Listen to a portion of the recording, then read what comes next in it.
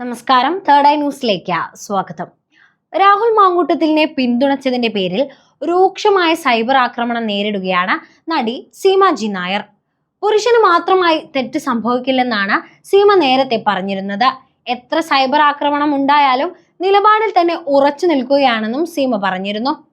അതുകൊണ്ട് ഇതൊക്കെ കേട്ട് പേടിച്ച് മൂലയിൽ പോയി ഞാൻ ഒളിക്കുമെന്ന് കരുതണ്ടെന്നും സീമ നേരത്തെ പങ്കുവച്ച കുറിപ്പിൽ പറഞ്ഞിരുന്നു.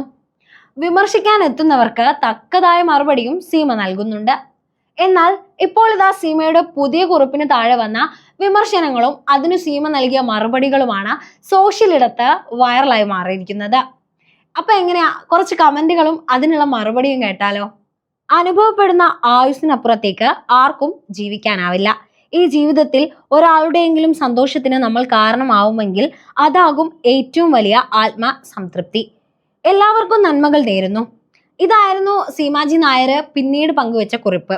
ഇനി ഇതിന് വന്ന കമന്റുകളും അതിന് സീമ നൽകിയ മറുപടികളും നോക്കാം. ആ ഒരാളുടെ സന്തോഷം 1000 സ്ത്രീകളെ പീഡിപ്പിച്ചിട്ടാകരുതെന്നായിരുന്നു ഒരു കമന്റ്. ഇതിന് നൽകിയ മറുപടി ഇങ്ങനെയാണ്: താൻ പീഡിപ്പിക്കാൻ പോയില്ലല്ലോ എന്ന്. മാങ്കൂട്ടത്തിന് സന്തോഷം നൽകിയപ്പോൾ സന്തോഷമായില്ലേ ചേച്ചി?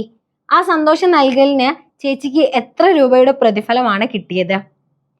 ഒരുപാട് കിട്ടി, അതിപ്പോ പരസ്യമാക്കാൻ പറ്റില്ലല്ലോ എന്നായിരുന്നു സീമയുടെ മറുപടി.